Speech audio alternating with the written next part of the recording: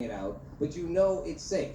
If you couldn't possibly know it's safe because you would need 5, 10 years to really know it's safe, just common sense. I love your approach of let's just think for a minute. Let's just apply common sense.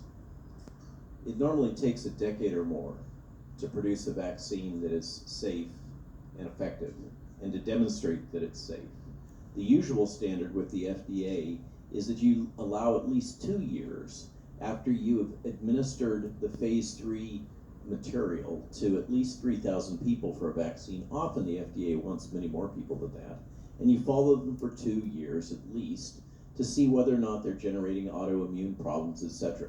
And you're dead on. I mean, any of you can do the math, okay?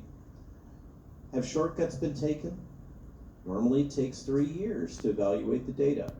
This was deployed in 8 months, 6 months or less after the phase 3 trials were completed.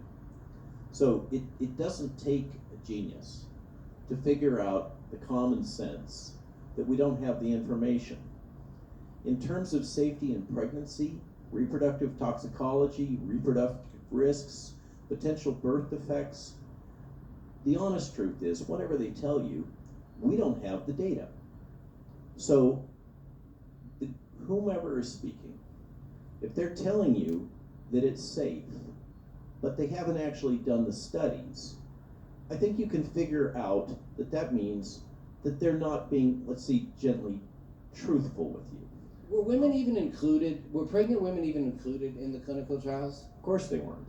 The NIH just funded the study like a week ago on reproductive toxicology and birth defects in children.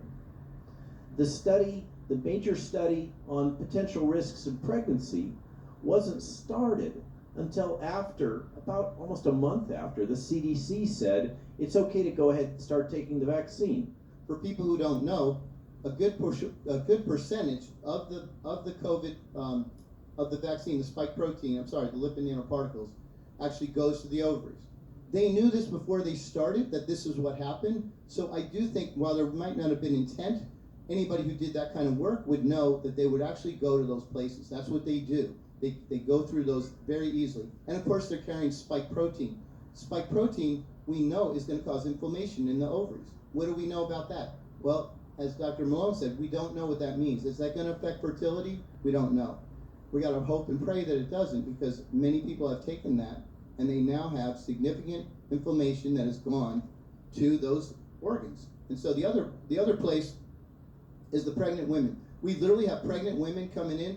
She had 2 miscarriages. She was in her 10th week, and her OB actually told her to go get the vaccine. And he cannot know that that's safe. It's impossible. So she didn't have miscarriages from the vaccine. She just happened to have miscarriages.